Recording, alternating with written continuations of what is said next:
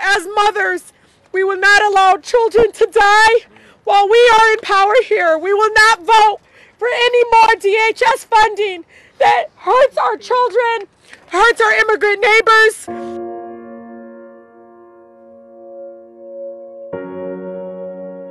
Today I want to uplift, as I'm talking about, I want to uplift Jacqueline. I want to uplift Roxana, who's a trans woman who is seeking asylum in the United States, both of which were killed, literally died in detention centers in our own country.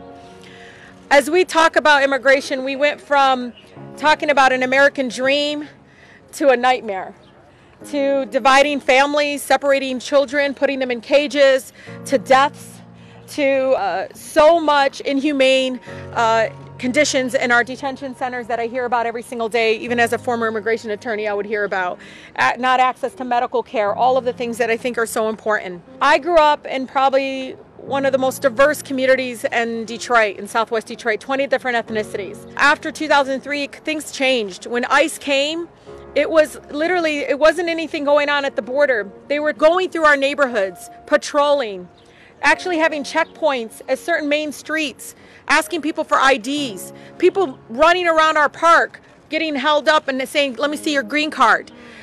ICE completely transformed my neighborhood that I grew up in into some sort of military zone. It hasn't made us safer. It actually put us more in jeopardy. More people afraid to speak up, more people afraid to reach out to people like myself and others for help.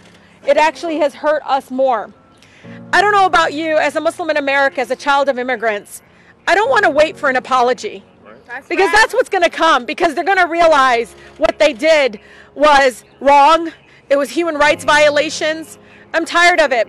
Just like our black Americans in this country are still waiting. That's right. And so I'm really tired of us sitting back and saying, well, we got to get the information. Guess what? We already know people died. That should be enough for us to act and to say that no more money towards an institution that is demonizing and criminalizing our immigrant neighbors. That's right. We don't want a system that basically has taken away the core values of the American dream. And I talk about this because when I came into this, when I came with my mother in her womb, I remember my mother coming here and just, imagining the opportunities for her daughter. Never could I imagine her having to go through what Jacqueline's mother is going through today.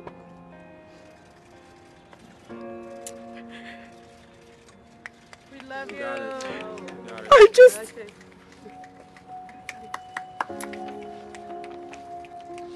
And so not on our watch.